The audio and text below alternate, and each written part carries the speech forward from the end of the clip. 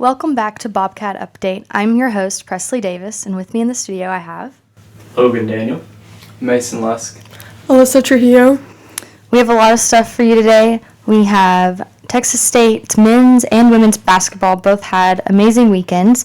Softball had their opening weekend and started off really strong for their season, and we look forward to baseball this coming weekend. But starting off with Texas State men's basketball, they've extended their win streak to 4 games, and this win streak was the one that started when they broke App State's win streak, and at the time App State was number 1 in the Sun Belt, and that victory over them was just really huge for Texas State and a really big momentum builder. And obviously it's paid off, coming out of 4 games with a win, and they completed their sweep of their portion of the MAC SBC Challenge and clinched the men's side for the Sun Belt Conference with the win. And 2 of these key guys that I noticed whenever they played App State was Davion Sykes and Jordan Mason just really helped out this team and really just kind of got them going. And at the end of the day, there were critical shots that they made, and if it wasn't for them, they might have been a different outcome these past few games. And so what are y'all seeing from this team that they've kind of turned it around at this point in the season from where they were? And so what do you feel like has changed, and what are you seeing? I'm seeing a lot more momentum. Obviously, when we beat App State, they were 19-4 prior to that game. That wasn't a game we were expected to win, but we made a lot of shots. Sykes shot 7 for 11 from the field, dropped 17 points. Something we haven't been doing consistently is scoring the ball efficiently, and we did it well enough that game, playing well enough defensively as well to get a big win over a team like App State that's been playing relatively well. Something that stands out to me in this game was Texas State's bench outscoring the other team 37-0. That's such a big help to allow the starters to go on the bench and your backup players come in and just knock it out of the park. That just allows for the rest of the team to just boost confidence all the way around. So that was a underrated part of the game that I really liked. Yes, and so, Brandon Love, I just kind of want to touch on him. He opened the scoring with a layup 26 seconds into the game, and he's another one of those guys that you just, whenever he's on, he's on. And it's just nice to know as a Bobcat fan that this team is made up of guys that they may have not been playing at their best and their fullest potential, but at this point in the season where it needs to matter, they really are stepping up and just really doing what they need to do. And another one, Caden Gums, true freshman. I mean, his first year here, he has done absolutely incredible and just a really big asset to this team. And he's a San Marcos native, so Coach TJ has seen him from the Rattlers and just through his high school. And so it's just really nice to kind of already know a player before they even get to your team. And so I feel like Caden Gums has a really, really bright future with Texas State.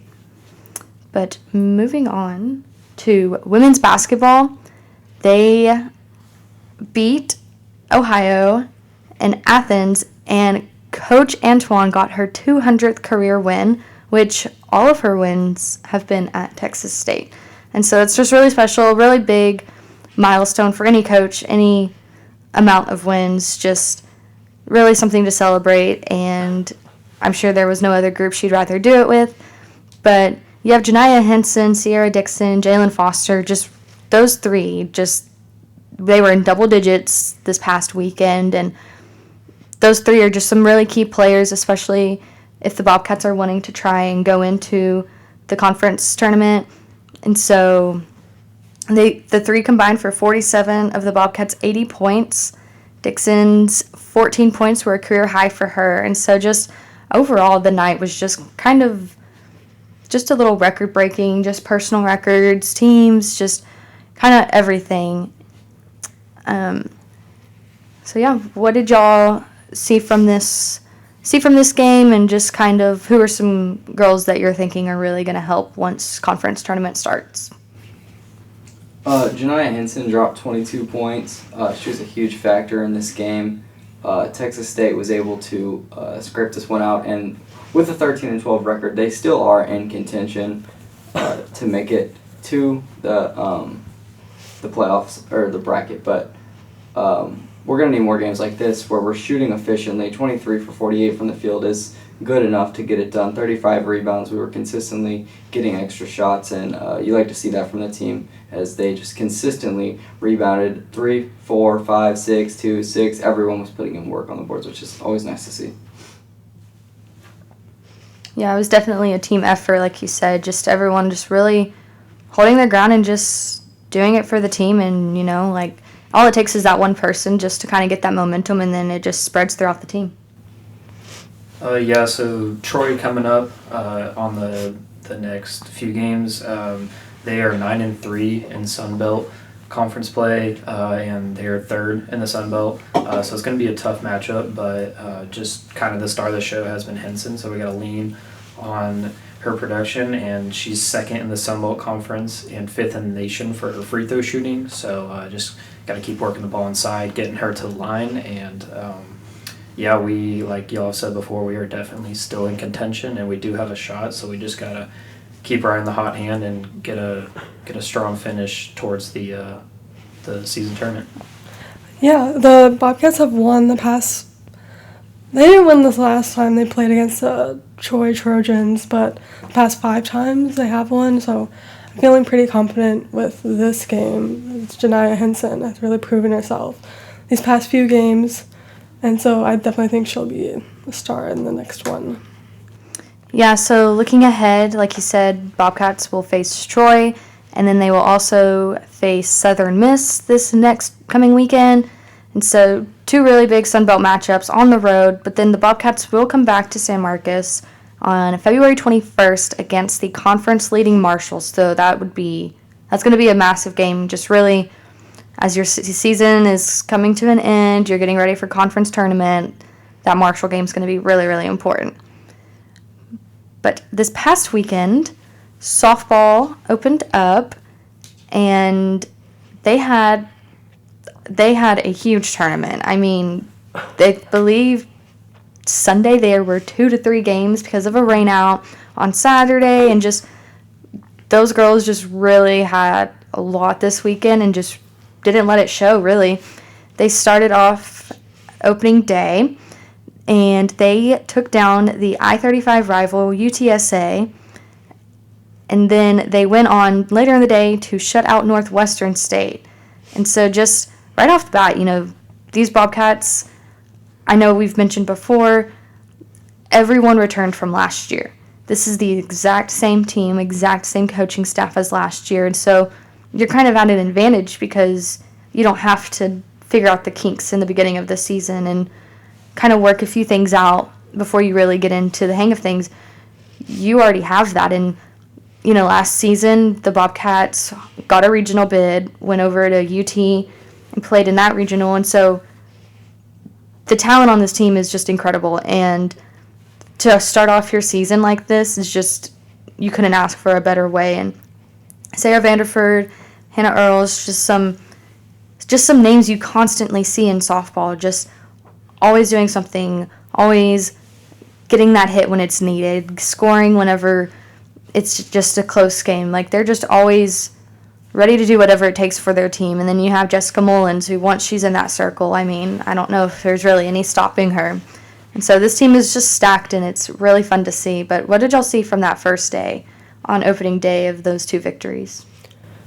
Yeah, last week when I was on the show, when we talked about softball, it was all Jessica Mullins, and she's got a ton of records coming up, and just we were talking about her success last season and the confidence that her team is going to have, allowing her to step back onto the mound, and we know we can trust her. And right off the bat, she pitched a 5 hitless inning first start of the season and against Southern Illinois, and yeah, I think that was just great to go up there and her first appearance of the season, not allow a hit. That's a great starter for this year. Yeah, but I think Piper Randolph did really well this game. I believe she's the one that hit the home run, and then they already had 2 people on base.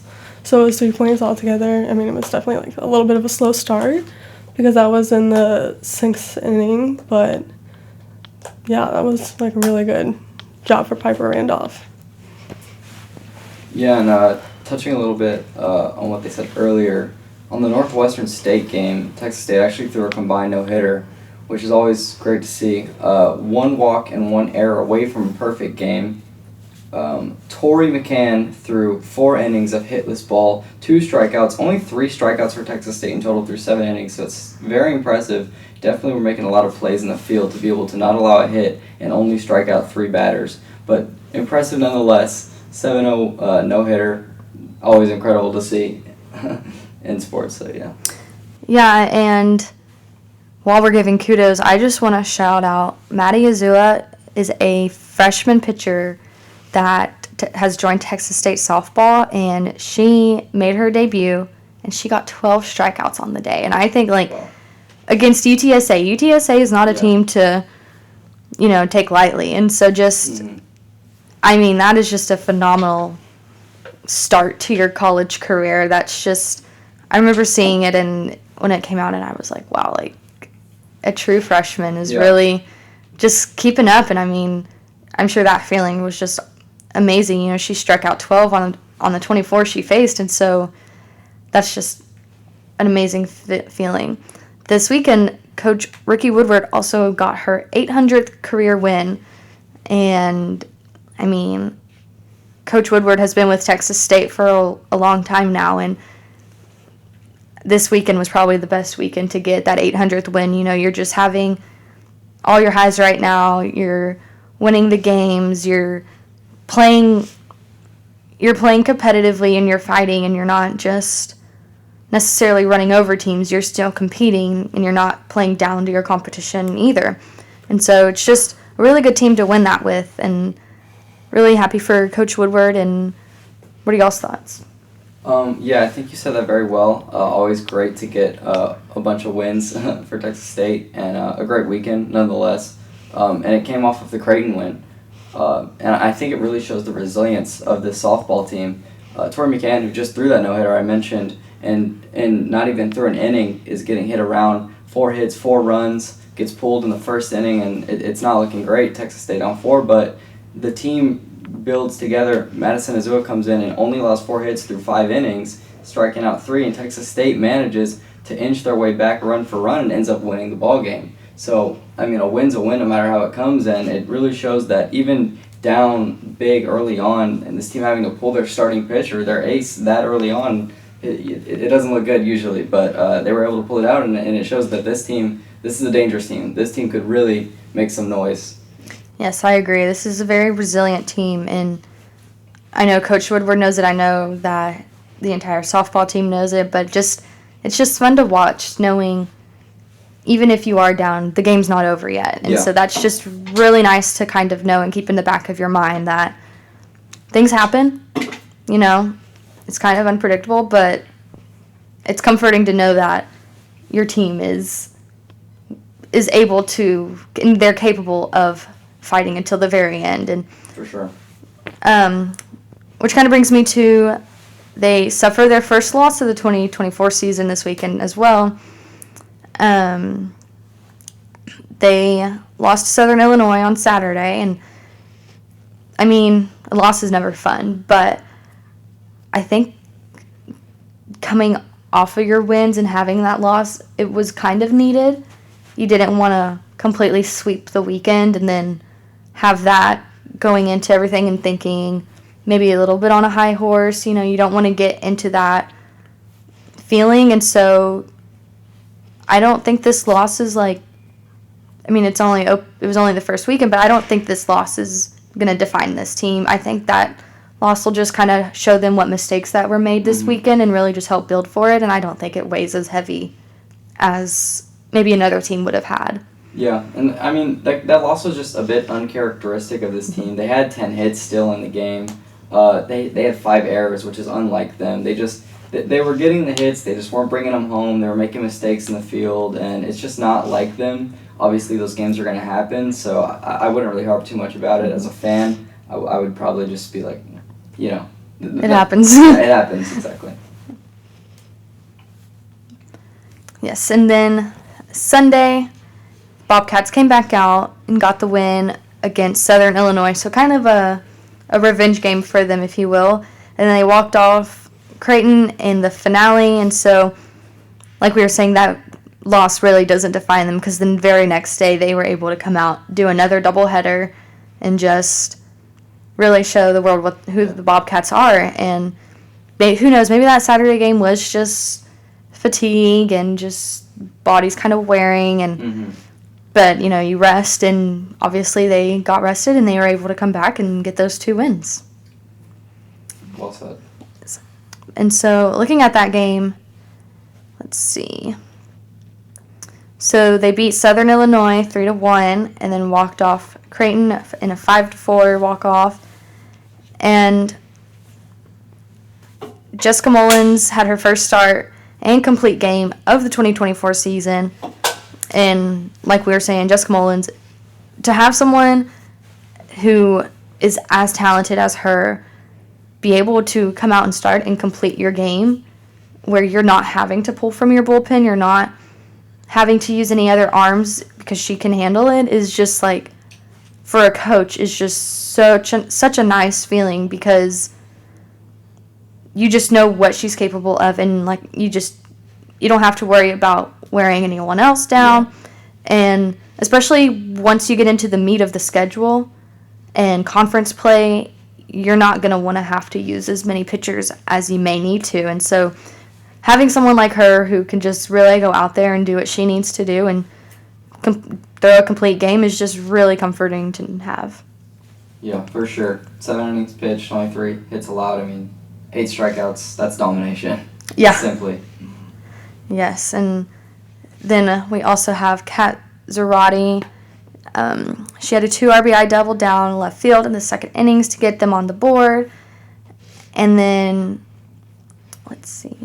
You just Sierra Trahan, another big name that she will not go unnoticed this season. She has always stepped up. She's one of the leaders on the team, and, she's a veteran. She's seen things. She's seen the good, the bad, the ugly, and a lot of these girls are those veterans that freshmen can learn from, and it's kind of, they've been in this position before. How do we fix it, and how do we get a different outcome than last year? And, and at the end of the day, their final goal is to get a regional bid. Obviously, you want to win conference tournament, but you want to get that automatic bid to regional, and you want to go far into the playoffs. So starting off like this for your opening weekend, other non-conference teams are probably looking at it and saying, okay, Texas State is serious. Like, This isn't a team to take lightly. This isn't a team to just, you see it on the schedule and not worry. Like, this is a team that you have to watch out for. Yeah, and they're serious. Yes, and it's just, they're kind of the quiet, we're going to do our own thing, like, just lay low. They are very much a lay low team, but they're gonna cause some noise this season, and it's really exciting to see that.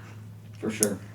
But going to football for a quick second, the Texas State football has added a co-defensive coordinator and linebackers coach. He is a veteran coach with more than 30 years of experience. Bradley Pivetto is now with Texas State. DJ Kinney announced on Tuesday, and he's a Texas native, so it's always nice to have someone on your team that is from Texas, and just really embrace that. And he will be a really good asset. He made stops. He used to be with Southern Miss, so, a conference opponent, so that'll be really fun. He's worked at all levels of NCAA Division I, and so he has a lot of experience, and he was the head coach at Northwestern State for 4 seasons. So he's seen a lot of football, and, that Bobcat defense this past year was really strong, and I feel like he may be able to just make it even stronger than anyone could have imagined. Yeah. And then I know you wanted to talk about this. The golf team has finished, the Bobcats placed ninth, and Tom Carlson led Texas State with the tied for 14th finish, and that was his best place this season. And the Bobcats closed out the Hall Williams Collegiate at the Magnolia Grove Golf Club on Tuesday, and overall it was just for Carlson to get his best finish, like just good feeling and, just a great season overall. Yeah, for sure. Very good team. Not much to say other than that, but yeah, congrats to them. And then, Having a good season. did you want to mention the women's Oh yeah, golf? I'll bounce over to that now. Okay. The Texas State women's golf, they finished first in the Texas State Invitational, which was held in New Braunfels for I-35, and they play Sam Houston on the 16th in Kyle. So congratulations to them. That's a great team they got there. Really good. Yeah, and we want to just shout them out. I know golf doesn't get as much coverage as the other sports, so it is nice just to always kind of give them credit, especially when they've had great seasons. Yeah, I mean, if they're finishing first in the tournament, Yeah, you got to bring it up, yeah. And then baseball starts this weekend, so they start on Friday. I am very, very excited for it. And Texas State sophomore Chase Mora was just named the Sun Belt Conference preseason all-conference team, and we all know Chase Mora is a powerhouse, just incredible offensively. Just he set the home run record for a freshman last year, so who knows what he's going to do this year. And so super excited to see the Bobcats back at Bobcat Ballpark. I know Coach Trout is looking forward to the season. I know all the seniors, all 18 of them, are looking forward to their last season together. And the schedule for this year, it's a pretty competitive schedule. Right off the bat, you're going your third weekend into games. You're playing LSU, the reigning champs. You're playing U of H, and you're playing Texas. And that is the Texas matchup is the one of three that they will have this season. So they did not mess around making this schedule for this season. They really want to challenge the team and just kind of make a name for themselves, because I know in the 22 season they were able to really show what Texas State baseball was all about. And so I think they're trying to do that again, and that's how you do it, is by scheduling these non-conference games that will challenge your guys and just see if you could compete.